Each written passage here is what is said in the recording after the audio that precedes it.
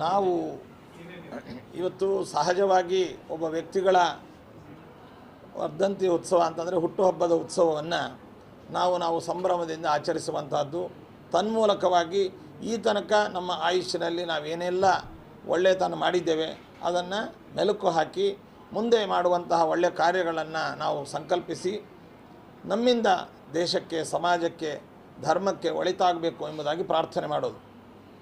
ಅಂತಹ ಹುಟ್ಟುಹಬ್ಬಗಳಲ್ಲಿ ಜಗದ್ಗುರುಗಳಾಗಿ ಇಡೀ ವಿಶ್ವಕ್ಕೆ ಧರ್ಮ ಸಂದೇಶವನ್ನು ನೀಡಿ ಮನುಕುಲದ ಉದ್ಧಾರಕ್ಕೋಸ್ಕರವಾಗಿ ತಮ್ಮನ್ನು ತಾವು ತೊಡಗಿಸಿಕೊಂಡು ಜಾತಿ ಮತ ಭಾಷಾ ಪ್ರಾಂತಗಳಿಗೆ ಅತೀತರಾಗಿ ಎಲ್ಲರ ಕ್ಷೇಮವೇ ತಮ್ಮ ಮೂಲ ಮಂತ್ರವಾಗಿ ಉಳ್ಳಂತಹ ಮಹಾಗುರುಗಳು ರಾಘವೇಂದ್ರ ಸ್ವಾಮಿಗಳವರು ಅವರ ಜನ್ಮದ ದಿನವನ್ನು ನಾವು ಎಲ್ಲರೂ ಕೂಡ ಆಚರಿಸಬೇಕಾದದ್ದು ನಮ್ಮ ಕರ್ತವ್ಯ.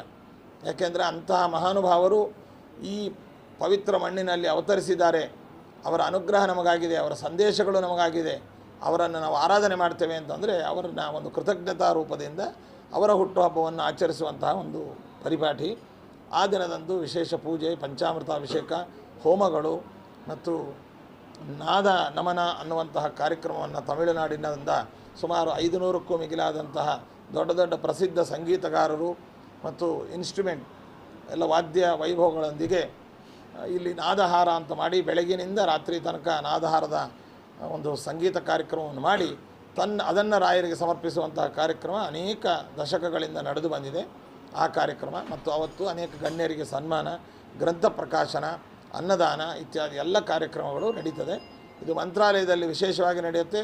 ದೇಶದ ಉದ್ದಗಲಕ್ಕೂ ಕೂಡ ಎಲ್ಲ ಸ್ಥಳಗಳಲ್ಲಿ ಎಲ್ಲ ಜನಾಂಗವೂ ಕೂಡ ಆಚರಿಸುವಂಥ ಒಂದು ದೊಡ್ಡ ಉತ್ಸವವಾಗಿದೆ.